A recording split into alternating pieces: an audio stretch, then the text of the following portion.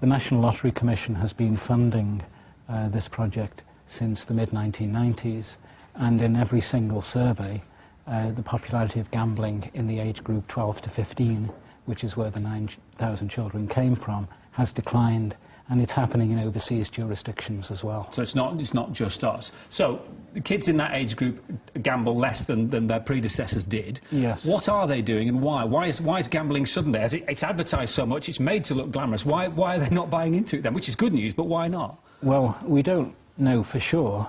I mean, the regulators would like to say that programmes like the mystery shoppers who harass retailers by having underage children present themselves to buy lottery tickets, that sort of policing programme is having the desired effect.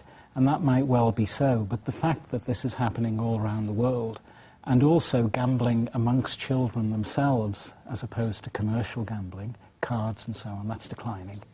This general decline, I think it must be something to do with the change in young teenage lifestyles.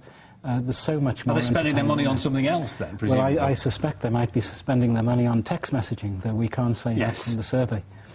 But within those groups, you did identify some curious things. Children without siblings at home are more likely to gamble, presumably because they haven't got friends or their brothers and sisters to play with. Is that? Yes, I think that it's a social thing.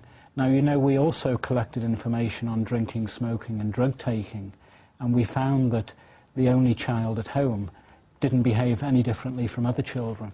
But in gambling, there was a markedly greater risk of both gambling and problem gambling amongst sole children. I think this is looking for friends, gathering at the slot machine arcade as somewhere to go to meet people and so on. You've done this survey, very extensive, and very sort of stout survey. What conclusions have you come to that you will be able then to pass on to regulators and to the Lottery Commission and other people like that who want to know what children are doing and what they're not doing?